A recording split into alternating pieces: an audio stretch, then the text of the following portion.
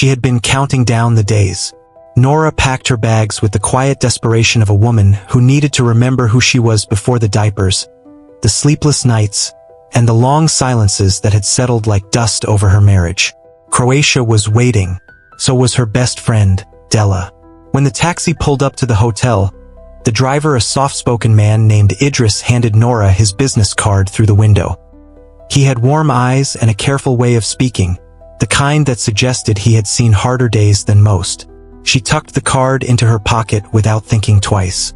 Della was already there, barefoot on the balcony with a glass of wine and a smile wide enough to fill the room. It had been too long, far too long. They fell into each other the way old friends do, easily, with the kind of comfort that doesn't need explaining. Nora pressed a delicate necklace into Della's hand as a gift, and Della held it like it was something precious. That evening, before they headed out, Nora stepped aside to video call her husband, Calder, and their baby daughter. She checked in gently, the way you do when you're still tethered to home, even when you're trying to breathe somewhere else. She told him she and Della were going for dinner. He smiled. He said to have fun. On their way to the restaurant, they passed a man named Stellan, the hotel owner, polished and watchful, who acknowledged them with a practiced smile that didn't quite reach his eyes. Over dinner, the truth came out in pieces, the way it always does with old friends and good wine. Della had finalized her divorce from her ex-husband, Warren, after discovering his affair. She hadn't fallen apart, she had simply moved on. Or tried to. She still had access to Warren's credit card and planned to use every cent of it. Nora, for her part, admitted something quieter. Something harder. She and Calder hadn't been intimate in over a year. The pregnancy had built a wall between them, and neither of them had found the door. She told herself she was on this trip for Della. Partly that was true. Then Warren blocked the card mid-meal. Della's face darkened. A heated call followed sharp words, clipped sentences, the ugly residue of a marriage that hadn't finished dying. In the end, Della paid for the expensive dinner herself and suggested they go dancing. Nora said no. Della kept asking. Nora said yes. She called Idris. During the ride, he told her quietly about Syria, about the war that had taken everything, and the road that had brought him to Croatia. Nora listened. She was good at listening. At the club, Nora ordered water. Della ordered everything else. Two men, strangers with easy smiles and practiced charm, invited them to their table. Nora pulled out a photo of her daughter on her phone, as if the image itself could anchor her. But the night had its own gravity, and by the time the lights blurred and the music turned shapeless, she had lost her footing entirely. That was where everything began. Morning arrived like a verdict. Nora woke in the hotel room to silence. Della was gone. Empty bottles stood on the counter. Condoms. Della's shoes and clothes left behind like evidence of a life suddenly interrupted. Nora called her phone. Voicemail. She called again. Nothing. She called Calder. He told her to stay calm. Suggested Della had probably stepped out for coffee. That she needed space, that everything was fine. Nora went to find Stellan. He hadn't seen Della, but he made a point of mentioning that two men had been seen entering Nora's room the night before. The way he said it felt deliberate. When hours passed and Della still hadn't returned, Nora went to the police. The detective assigned to her was a man named Varric, measured, skeptical, faintly condescending. He explained that 48 hours needed to pass before anyone could officially be listed as missing. He took her story with the detachment of someone who had heard too many of them. Nora went back to the beginning. She asked Idris to take her to the club, a place called Blue Parlor. Inside, through broken English and Idris's translations, she pieced together the truth. The two men from the night before, Matteo and a younger one called Luca, weren't strangers at all. They were hired companions, regulars. Della had arranged them herself, it seemed, as part of the evening she'd planned. The bartender gave Nora their names. On the ride back, Calder told her over the phone that Della was probably fine, that she'd turn up somewhere. Laughing. He had that practiced certainty about him. The kind that made you feel like your worry was the problem. Still, Nora stayed. The next day, she found them through Instagram. A photo on the Blue Parlor page. She recognized the faces. With Idris's help, she set a trap, A fake booking, a cafe meeting, the kind of plan you come up with when the police won't move fast enough. Matteo and Luca spotted her and ran. Idris caught Luca. Under pressure, Luca confessed. He and Matteo had been hired for the night. Around 3 in the morning, they had stolen Della's bag and phone and slipped out. Simple theft. Nothing more, he said. Nora recovered the belongings, but something still pulled at her. They had taken everything from Della and left Nora's things completely untouched. Why? Back at the station, Varick's partner, a quieter detective named Solon, suggested Nora get a medical examination. She went to the hospital. The results would take a day. While she waited, she called Warren. He claimed he hadn't spoken to Della in weeks. He said all contact had gone through lawyers. He denied the credit card story. And then, with a measured calm that felt rehearsed, he described Della as someone who invented drama who might, conceivably, have staged a disappearance just to feel something. Nora didn't believe him entirely, but she filed it away. She returned to the hotel to find her room cleared out, her stay over. Stellan offered her a room in the basement just beneath his private studio. She took it. That evening, Idris joined her for dinner.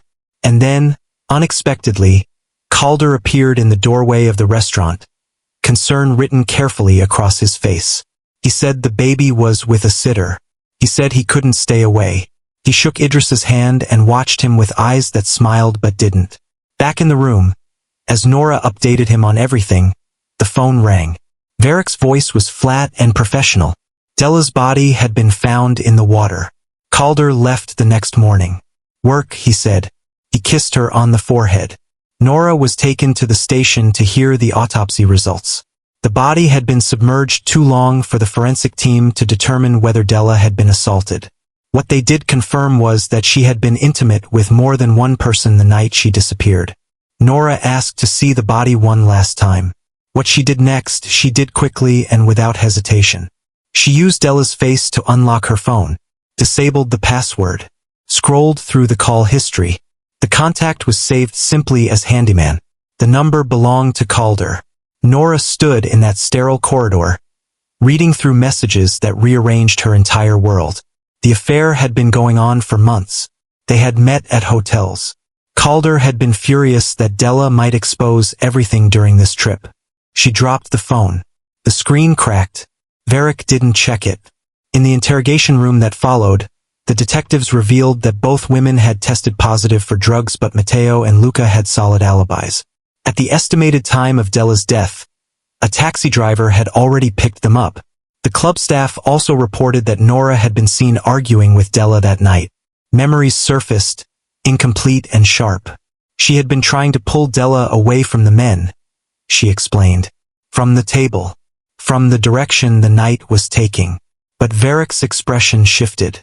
First she said she remembered nothing. Now she remembered an argument. He wrote something down. Nora said nothing about Calder. She went back to the hotel and found her room had been searched. Running her fingers along the back of the mirror, she found it. A hidden camera. Small, patient, recording everything. Every phone call. Every confession. Stellan. He had been watching all of it. Feeding information to the police. She thought about what else he might have on film. She stole the key to his studio from the kitchen while he was distracted, asking about the Wi-Fi password with a calm she didn't feel. Inside, the truth spread across the screens like something terrible finally becoming visible. Hidden cameras in every room. Hours of footage. And their early Saturday morning, the missing hours. Matteo and Luca carrying Nora to bed, gentle and careful, because she was too far gone to walk. Removing her shoes. Laying her down. Della covering her with a blanket. Watching over her friend with something close to tenderness. Then Della in the shower. The men moving quickly through the room, taking her bag, her phone. Gone. Della rushing out after them, barefoot, frantic. A taxi pulling away. She chased it. About an hour later, another car returned her to the hotel. Nora memorized the plate. Stellan appeared in the doorway. Nora moved before she thought. The door caught him across the head. He lunged for his phone, fingers scrambling for the recording files. She wrestled it away from him. In the struggle, he fell, his head catching the corner of the table. He didn't lose consciousness. But she didn't wait to see what he did next. She ran. In Idris's taxi, she told him everything. They tracked the license plate to a driver at a taxi pool, a man who remembered that night clearly. He had been chasing Matteo and Luca through the streets. When he lost them, he found Della and drove her to the police station. She had gone to report the theft. Nora went very still. If Della had gone to the police station, why had Varric claimed there was no record of her being there? Before the question could fully form, police vehicles surrounded them. Varric stepped out, along with Solon and uniformed officers. And Nora looked at Varric's car. The license plate matched the one that had brought Della back to the hotel. She ran. Through narrow tourist streets, through archways and stone corridors, Idris pulling her forward and then, with quiet resolve, telling her to go on without him. He would turn himself in. By her time, she climbed. Varric followed. At the top of the building, with nowhere left to go and a gun pointed at her, Nora stood her ground. She said it calmly, the way you speak when you have nothing left to lose. He had picked Della up after she filed the report. He had taken her to the beach. He had made an advance. She had refused him. And Varric, a man with a long history of complaints that had never gone anywhere, a man who had spent years working in units where silence was expected from victims, could not accept that. He struck her. She fell. Her head hit something hard on the way down. He left her there, unconscious, to drown. Solon arrived at the top of the building. Varric, stop. In the chaos that followed, Varric lost his footing. He fell. The case closed itself. Solon returned Nora's passport and apologized. The CCTV confirmed everything. Matteo and Luca would be arrested for their part in the drugging and theft scheme. Nora was free to go home. Before she left Croatia, she found Idris and thanked him the way you thank someone who stayed when they didn't have to. Home looked the same. That was the cruelest part. She went through the motions, the smiles, the dinners, the careful performance of a life that no longer fit. And then one afternoon, reaching into Calder's jacket for her car keys, her fingers found something small and cold, a broken piece of the necklace she had given Della. She walked to the bathroom, turned on the tap, called Solon.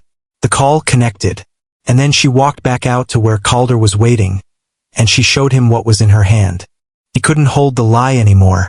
Under pressure, with the quiet devastation in her eyes, doing what no interrogation room had managed, he told her what happened.